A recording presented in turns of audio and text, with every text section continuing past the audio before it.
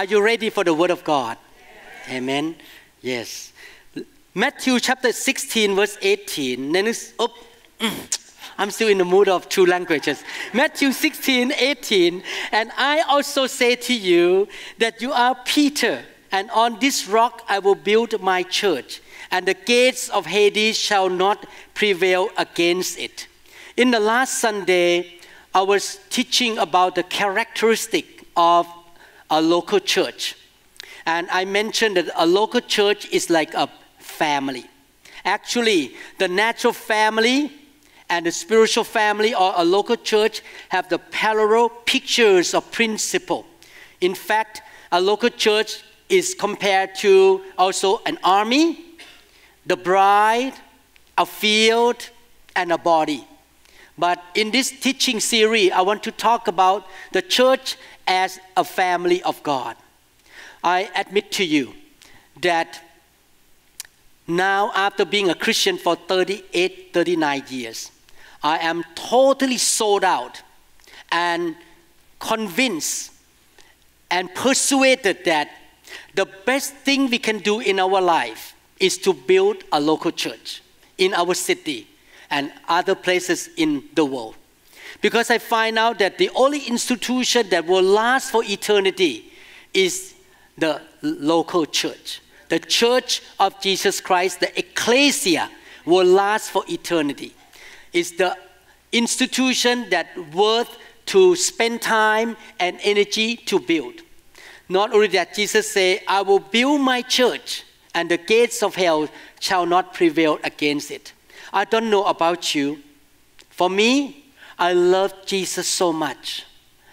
I'm so glad He took me out of darkness, out of curses, out of sin and bondage, and He gave me new life. And even every single day, after 38 years of being a Christian, I still experience His goodness.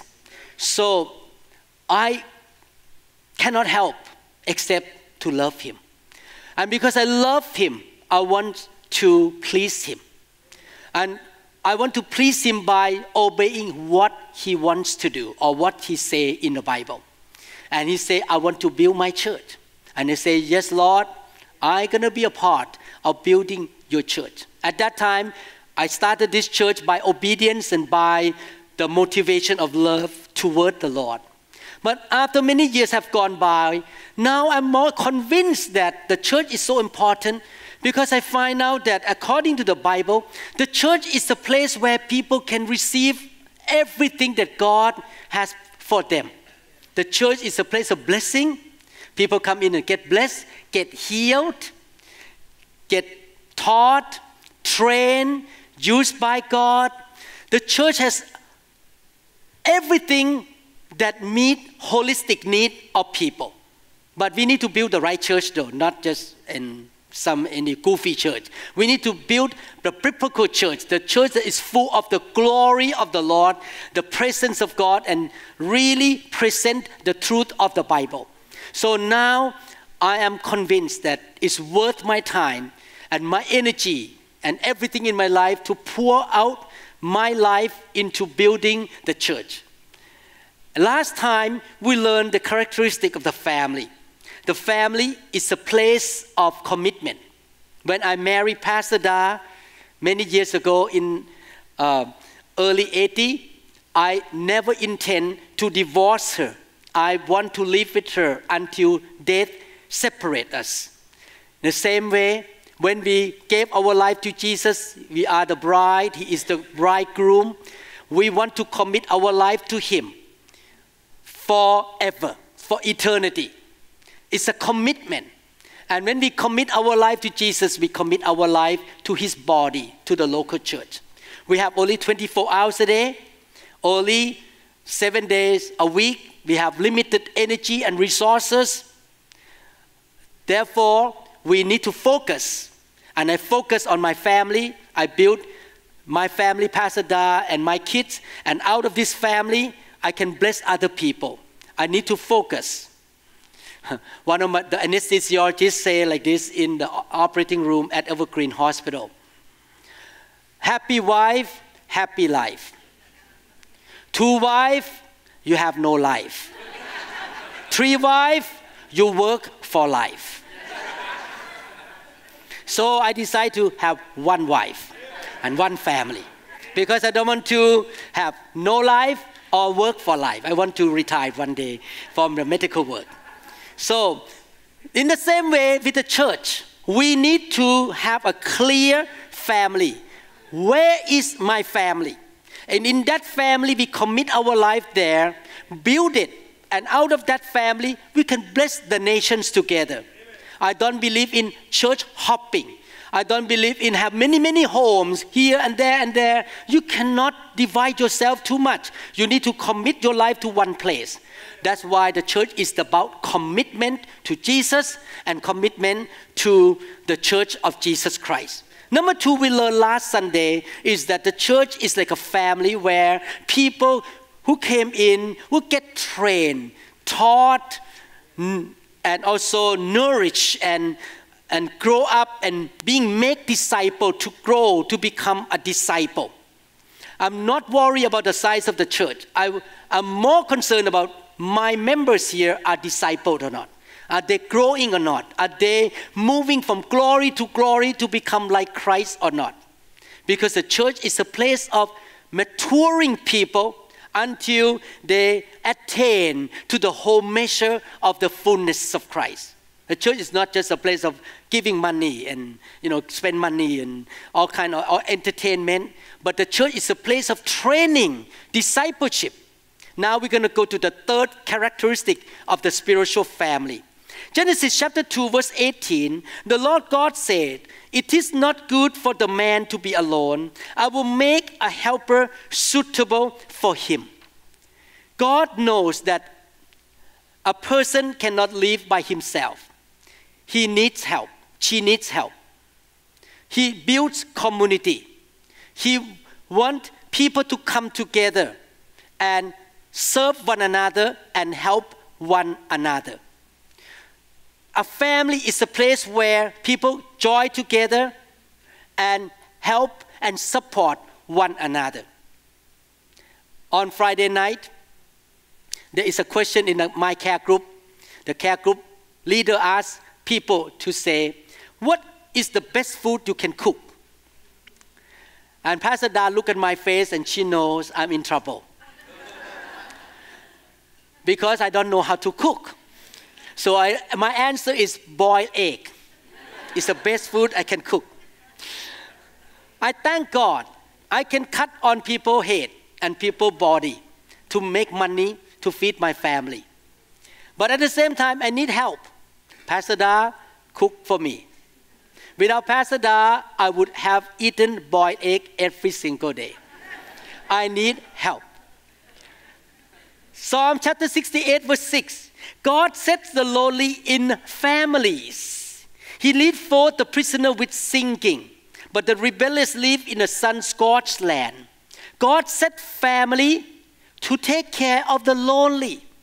In other words, both the natural family and the spiritual family, the church, is a place where people come in and receive care and love, and each member of the family can use their talents, their ability to support and to help each other.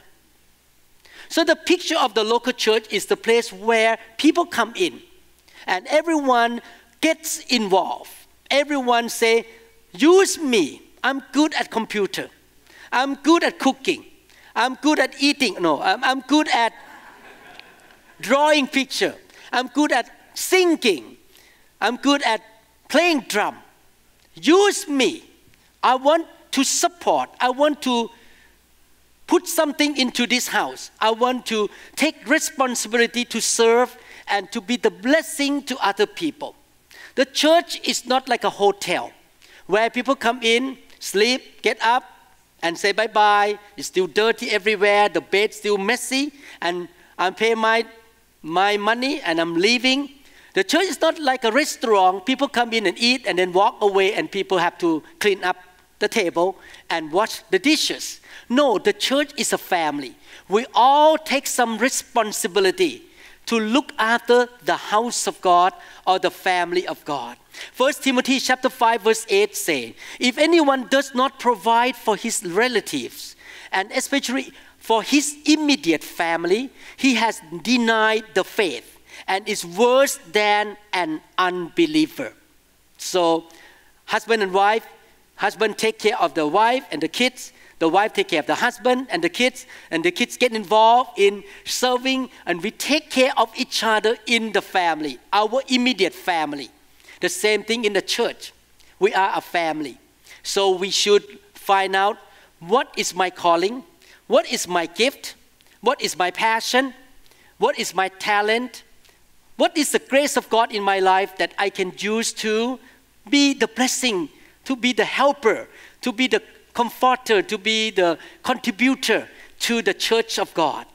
So, in my Christian mindset, I came from Buddhism. And after I read the Bible, after I become a Christian, I joined the church. Now, Pastor, use me. I want to pull up my sleeve. Use me. What can I do? I can pick up the chair, put the chair away. I can help wash dishes. I can help anything you want. Use me. I remember when I was a brand new believer, I joined a Baptist church in the east side of Thailand. And I never forget, when I walked into that church, I told the American missionary, my name is Dr. Varun. Could you please use me? What can I do in this house? And the first thing he said, could you please translate my teaching from English into Thai for me? I said right away, yes. After I helped translation, many people got saved because they understand the Thai language better than English language. You see, I get involved in translation right away. I serve right away. So when you join a local church, you should get involved in serving, in taking some responsibility in different ministry in the church. We should not be consumer, just come and consume. We should not come to church for entertainment. Entertain me. No, we're here to build. We are the church builder. We are not the people who get entertained and consumer. In Romans chapter 12 verses 10 to 11, be devoted to one another in brotherly love. Honor one another above yourselves. Never be lacking in zeal, but keep your spiritual fervor, serving the Lord. How do you serve the Lord? You serve His people. You serve His people. You don't see the Lord is in heaven right now. How do you serve the Lord? You serve His body. Is that right? In Hebrews chapter 6 verse 10, God is not unjust. He will not forget. Remember this? He will not forget your work and the love you have shown Him. How do you show love to God? As you helped people and continue to help them. When we walk into the church, you say, God, I loved you. God, I honor you. What can I do to bless you? And the Lord said to you, help my people. Serve. In our church here, I'm so proud of members. We have so many volunteers. Volunteers in different things without even paying money.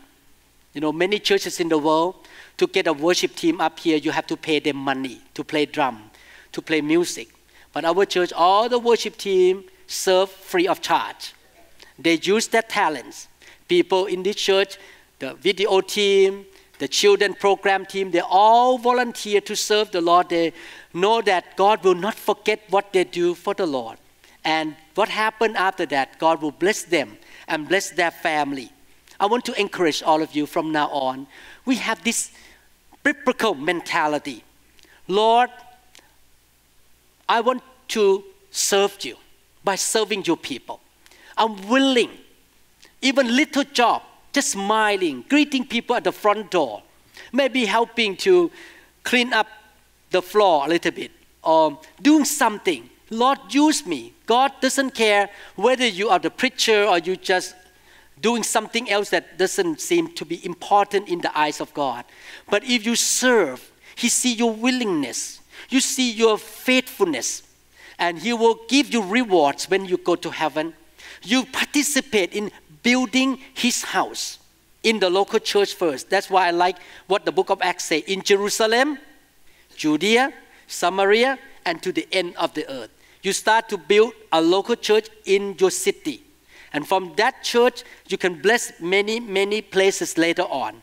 But you need to focus to serve in that local church. I want to encourage all of you to really pray and ask the Lord, what can I do to help brother and sister in the church?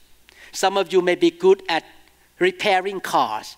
You say, Pastor, can I volunteer my time to help repair the cars for widow who have no money? Or maybe some people who don't have money to send the car to the shop. Or you may say, I'm very good at computer.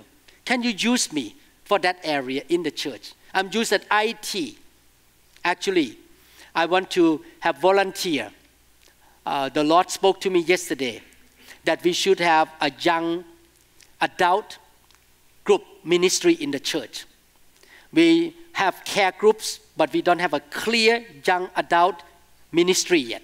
I want to make sure that all the young people who come to our church have a group of friends here. They may not go to the same care group, that's okay, because they live in a different location, or they may speak different languages in the church, but at least all the young people can come together and have function together off and on to get more friends in the church. So if you want to help me, come to talk to me. We can have a meeting and we can talk about how we're going to build the young adult ministry in this church. Amen.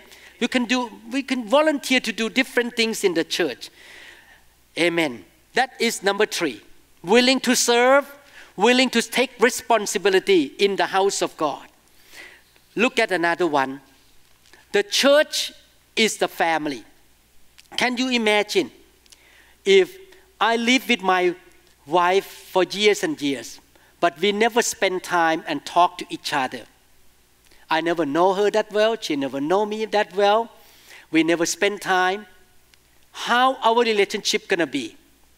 Will be very bad.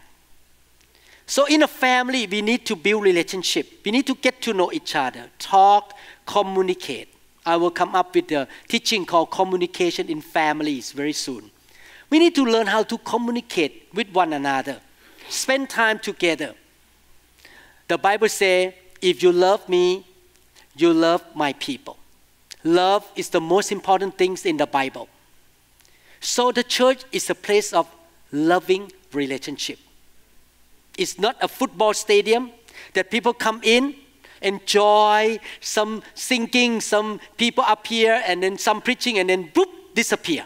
No, the church is a family. We need to build relationship with one another, get to know each other names, life. We need to meet each other, spend time with one another. The Bible compared the church like a body. The finger is connected to the hand. If the finger get out without connection, that finger will die and will be useless, and the body will suffer. In the same way, we are the part of the body. We need to stay connected. We need to have close friends in the church. We need to connect to a group of people. It's like finger connects to the hand. The nose connects to the face. Everyone should have connection in the church. Build relationship. Know people. They know you, you know them. When you are in trouble, they can help you, they can pray for you, they can visit you. When they are in trouble, you can visit them, you can pray for them, comfort them. The church is a place of relationship and fellowship and community. Not like a movie theater that people walk in, watch TV, watch the movie and disappear and walk out.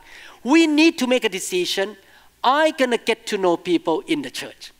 I'm going to build relationship with a group of people in the church. You may not know everybody because our church is not a small size church anymore. But you need to get to know somebody, know their name, know where they are, build relationship, and that's the reason why we have care groups.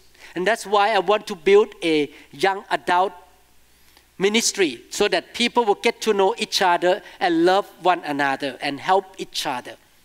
In the local church, we need to have relationships and unity.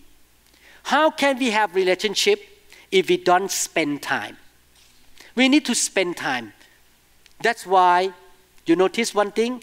God said on the Sabbath, now we use the Sunday, Resurrection Sunday. Sunday is a resurrection day. We set aside time to come to church, to honor God, to seek God, and to come to meet each other. We set aside time. Every Friday night, I don't set up surgery. I told my assistant, Friday night, no surgery, period.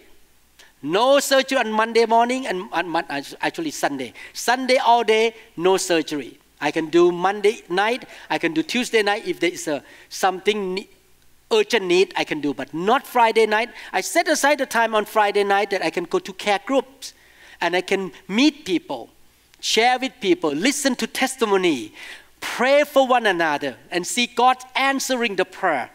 We need to set aside the time to seek the Lord together. If we don't set aside the time, other things gonna take our time away. Maybe movie, maybe golf game, maybe TV. We need to say, no, today is Sunday, my Lord, the Lord's day. I'm not going to rush out to do something else. After service, I'm going to hang out to talk to people. I'm going to get to know new people. I want to encourage them. This is the day of the Lord. I'm going to give my life to His people, His body. I'm going to spend time with my people with God's people until everyone goes home. I'm not going to rush out and bye-bye. The church is not a movie theater. The church is a family. It's a place of relationship. Set aside the time to go to care group. We have Sunday care group here, those who cannot come at night because you have to go to bed early. We have Sunday care group, I don't know how often, every other Sunday or something like that. We have lady care group on Thursday at 10 a.m. that all the ladies can come to the ladies care group if they cannot come in the evening. We have youth group, Indonesian group, Mandarin speaking group, Spanish speaking group. We have group. All these groups are designed for relationship, fellowship. Our God is a God of relationship. How do you show love to Jesus? You show love to Jesus by showing love to His people. In Acts chapter 2, 44 and 46, all the believers were together and had everything in common. This is the model of the Book of Acts church. Every day, they continue to meet together. They spend time, they meet in the temple courts. They broke bread in their homes, ate together with glad and sincere hearts. The early church Christians, they met together on a regular basis. They ate together. They worshiped together. They spent time together. And that is the Book of Acts Christians. And I want to bring the Book of Acts to the US, to the Western country. We need to really give priority to the kingdom of God. And how you give priority? By giving your time to the brothers and sisters. Spending time together, praying for one another, encouraging one another. Amen? I hope you will obey the principle in the Bible and practice in your life. Start to do it. On Sunday, try to talk to many people, greet people. Maybe the Lord, Holy Spirit led you to talk to somebody who is discouraged right now. Pray for that person. Spend time, get to know people's name. Pray for them if somebody maybe, for example, maybe the husband is sick and the wife is so busy working another job. Maybe you say, okay, I will help you. I will cook for you. I will bring food to you on Monday to help you. We need to find out what's going on so we can bless one another. We need to help each other in the church. It's a big community. The church is a community. It's not just a football stadium. Acts chapter 4 verse 32, all the believers were one in heart Wow, they're so united. They love one another and mind. No one claims that any of his possessions was his own, but they shared everything they had. You can see here the relationship in the early church. They know each other. They are one in mind. They are one in heart. And they love one another. They help each other financially. The church is the place of love. People help one another. Let me share one more thing and then continue next Sunday. Number 5, the church is a place of commitment. The church is a place that people come and help each other, serve one another. The church is a place of relationship. The church is a place of training and teaching and discipleship. Number 5, the church is a family, the place of good example. Good example. I'm so glad that I think more than 99% of the children in this house, all these almost 30 years, no one backslide. We have, I think, less than 1% backslide in this church.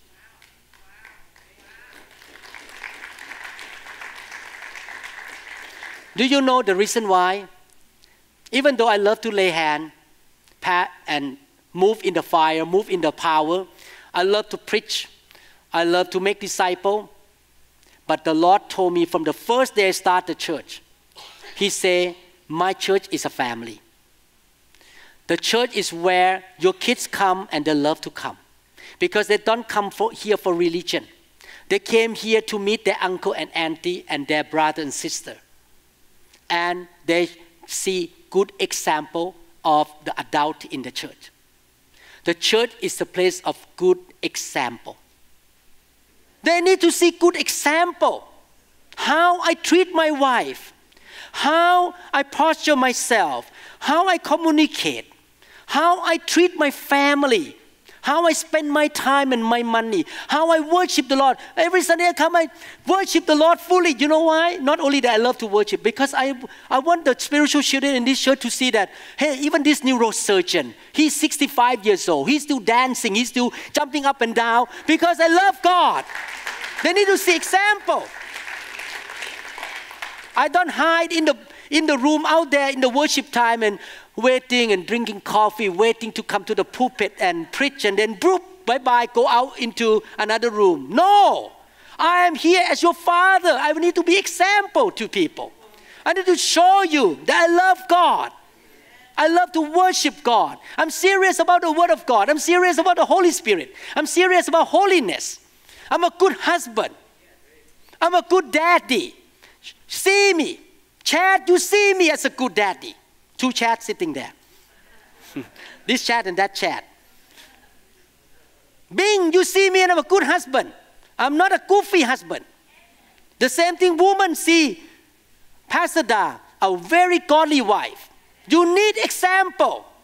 This is not an entertainment place to please all the kids. No, the kids need to grow up. Amen.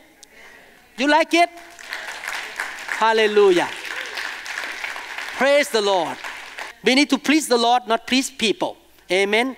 Colossians chapter 3 verse 20.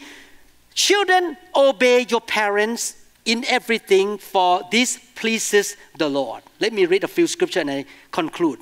1 Peter 5, 2-3. Be shepherds of God's flock that is under your care, serving as overseers, not because you must, but because you are willing as God wants you to be, not greedy for money, but eager to serve, not lording it over those entrusted to you, but being examples to the flock. Leaders in the church must be example, good, godly example to the young people, young husband, young kids, young marriage couple. We need to be a good example to one another. The society in America need good example. Kind, loving, righteous leadership, not goofy leadership. Amen? You need to see good example. But at the same time, all the members should practice this. 1 Thessalonians 5:12-13. Now we ask you, brother, to respect those who work hard among you, who are over you in the Lord and who admonish you. Hold them in the highest regard, in love because of their work. Live in peace with one another, with each other. Leaders need to set good example. Parents set good example to younger kids in the church. If you are parents in the church, not only you follow my example, you need to set good example to the young people. That's why we have very small percentage of backsliding in the church. Because the kids in the church see with their own eyes, my parents are not the hypocrites. My parents are not goofy. They are not just Christian on Sunday, but after that at home, they slap on each other and they yell at each other. No. You need to see example at home too. Amen. They will know God is real, not goofy. Amen. Hebrews chapter 13 verse 17. Obey your leaders and submit to their authority. They keep watch over you as men who must give an account. Obey them so their work will be a joy, not a burden, and that would be of no advantage to you. My dear brothers and sisters, this is the way of the family. Parents set good example to the kids. The kids obey the parents, see good example, and follow their good footstep. The church the same way. The church is a family. I'm not here as a preacher. I'm here as a father. Pastor Dai is here not as a preacher. She's here as a mother. We set good example to you. We love you. We care for you. We want the best for your life. And you at the same time listen to leadership and follow biblical principle. I believe if you can do all these things, I have 2 more things to go next Sunday. If you can do all these things, your kids will never backslide. And your spiritual walk will be very healthy. And the Lord will be honored by you. Your life will be so full of His presence and His blessing because you follow the biblical blueprint, the principle in the Bible here. I want to build the church that way. I want to build the church the way God wants. I tell you, I'm not here to please any man. I'm here to please God. I'm not going to compromise to please any person. I'm going to follow the Bible. You know why? If I do that, I protect you. I don't want any demon to come in to this church. That's why we have rare sickness in this church. We never have any cancer in this church for years. I'm talking about members. No cancer. We don't have anybody here lose money to be on the street if they are committed members because you are under spiritual protection. And I'm serious about holiness and reality of Christianity. I'm not going to play around. If people don't like me, leave the church, fine. But I'm going to protect the children of God. I tell you my heart. Many times my flesh tell me, preach diluted to please the guests, seeker sensitive. Please the guests so that they can join your church. I think that way, and the Lord corrected me. He asked me this question, what is your first responsibility? Good question. Then I answer, my first responsibility is to take care of your sheep. You send them to me under my care, under my authority. So that's my first responsibility. And the Lord answered me back, so what you should do to my sheep? Oh, okay. I need to teach them the truth, and I need to be right to protect them. If guests who are clever enough, smart enough, see this kind of pastor, they will like this church. Because they know that the pastor is going to protect them. But if they're here for other reasons, for women, for money, for business, they will not like me. Because I'm strong. I'm not playing around. So we're going to have only people with good heart here. People who would come with a bad agenda cannot stay around me. Amen? I need to protect God's people. Hallelujah. Thank you, Lord Jesus.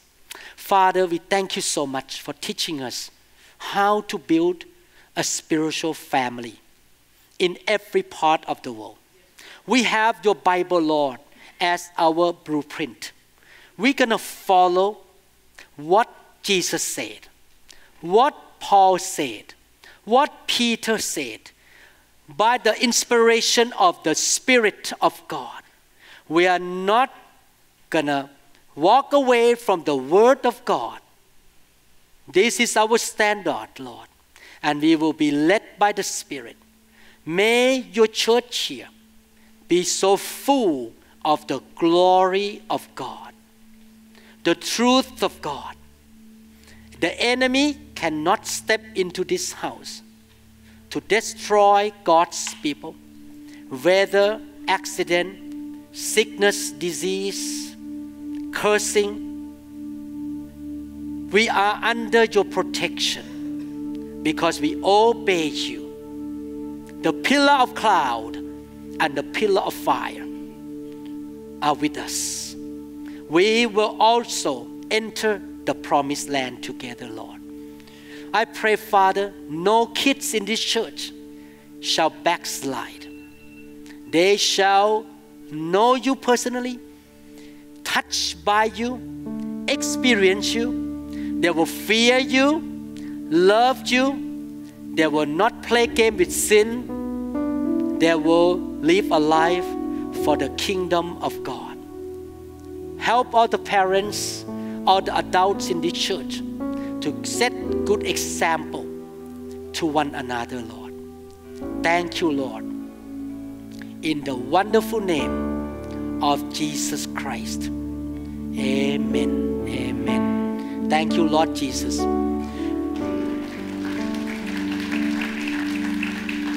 If you don't know Jesus Christ, I would like to encourage you to receive Jesus into your heart. Very simple. Just pray with me. Simple prayer. I'm a sinner. I need your forgiveness. I repent of my sin. Jesus, come into my life. If you want to make sure you are born again, pray with me. Father in heaven, I admit, Lord, I am a sinner. I repent of my sin. I yield to you. You sent your Son, Jesus Christ, to pay the price for me, to die for me. Lord Jesus, come into my life. Help me, Lord, to walk with you and to serve you. From today on, Lord Jesus is my God and my Savior. I call myself a disciple of Jesus Christ. I am a Christian. My name is recorded in the book of life of the Lamb. In Jesus' name, amen. Thank you, Lord Jesus. Hallelujah. Thank you, Lord Jesus. Hallelujah. Thank you, Lord Jesus. Hallelujah. Thank you again for listening to the whole teaching. And I would like to encourage you that faith is so important. The Bible says in 1 Peter chapter 1 verse 7, your faith being much more precious than gold. Therefore, you are receiving the Word of God to build something in your life that is more precious than gold. And you're going to go out by faith to walk a life that will be full of victory, full of success, prosperity, and you shall be the blessing to the nations. I believe that God will go with you, go before you, and His grace shall come upon you. May the Lord bless you super abundantly.